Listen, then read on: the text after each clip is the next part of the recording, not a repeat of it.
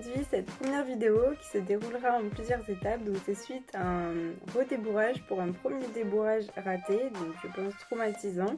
Je vais vous expliquer mon expérience avec ma jument Enara. J'espère que cette vidéo pourra vous aider parce que je suis persuadée de ne pas être la seule à me retrouver dans cette situation.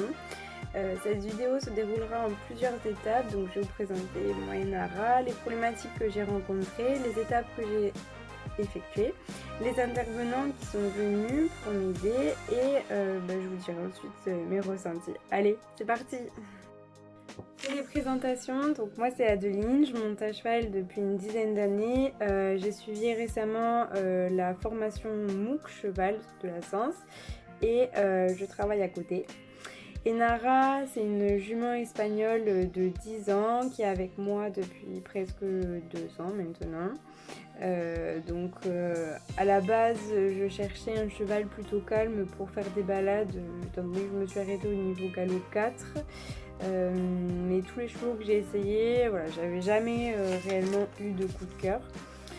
Un jour, je suis allée dans un élevage pour voir une jument espagnole et la propriétaire m'explique donc qu'elle a été débourrée à 4 ans par un professionnel, je dirais, et qu'elle a ensuite polliné à 5 ans. Donc c'était pas possible de l'essayer.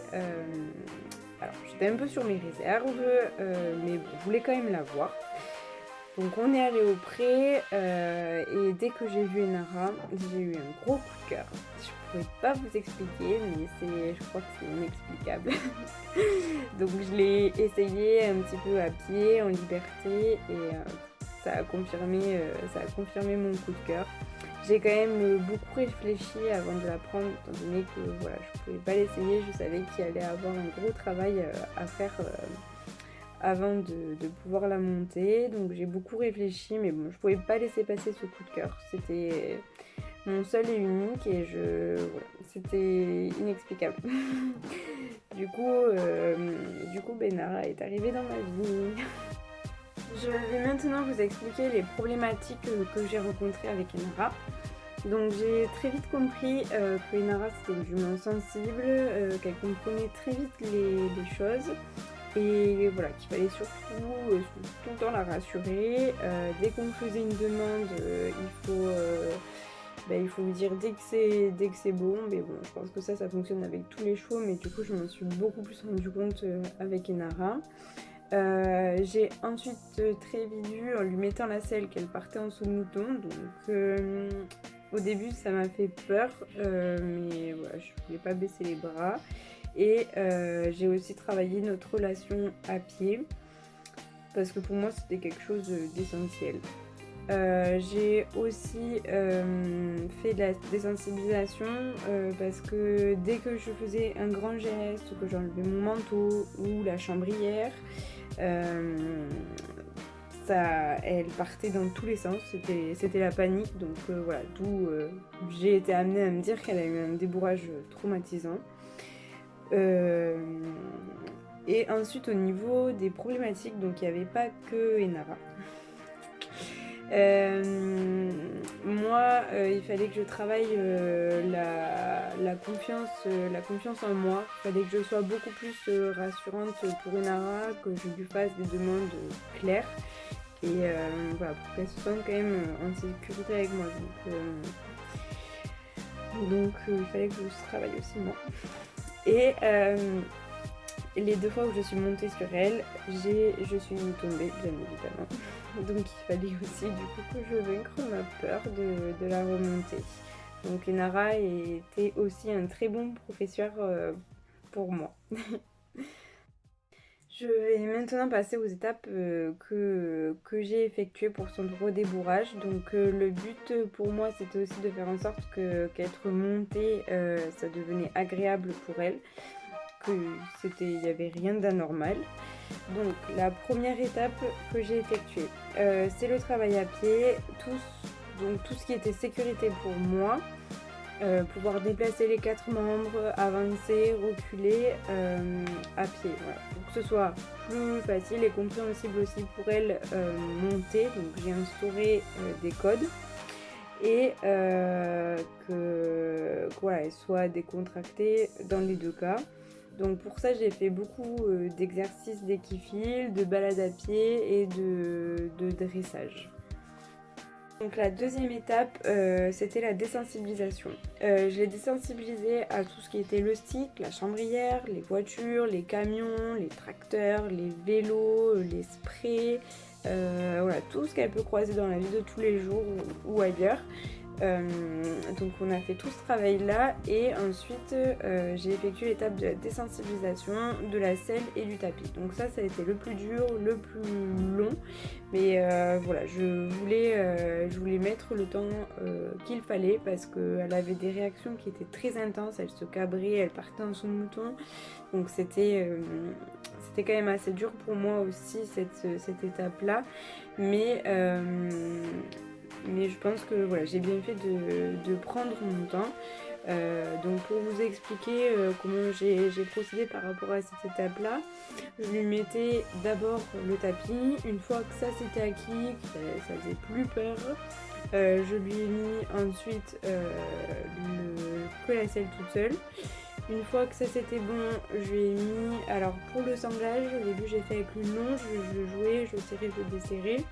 Ensuite, une fois que ça c'était bon, je mettais le surfait et une fois que le surfait c'était bon, j'ai tout mis, le tapis, la selle. Donc voilà, je suis contente d'avoir pris mon temps parce que je pense que c'était essentiel aussi pour elle.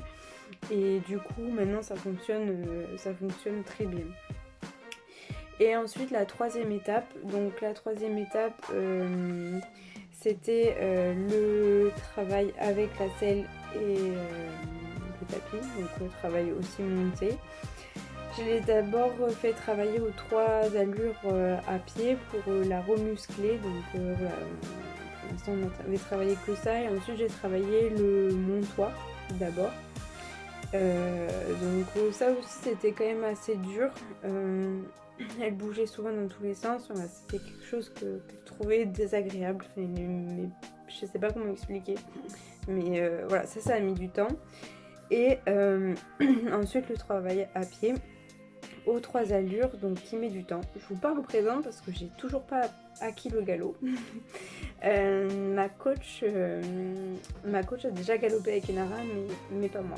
Donc la quatrième chose dont je voulais vous parler, ce sont les interventions de professionnels qui sont venus m'aider ou me conseiller. Parce que voilà, toutes ces étapes, ça peut paraître simple, mais pas du tout. Donc sachant que c'était un redébourrage, je voulais pas refaire d'erreur.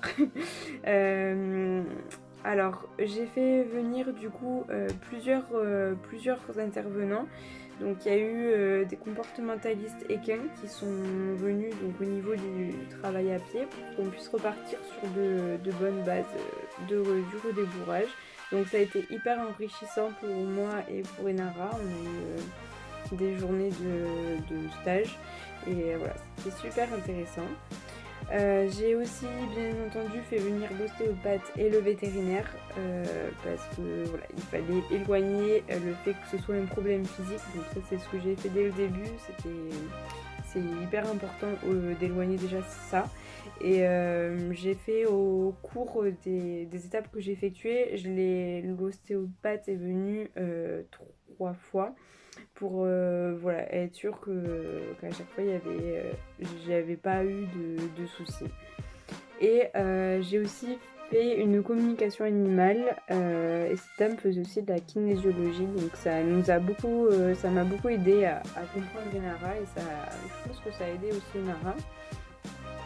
Et ensuite Chloé qui est toujours ma coach et qui nous aide au travail monté et à pied aussi.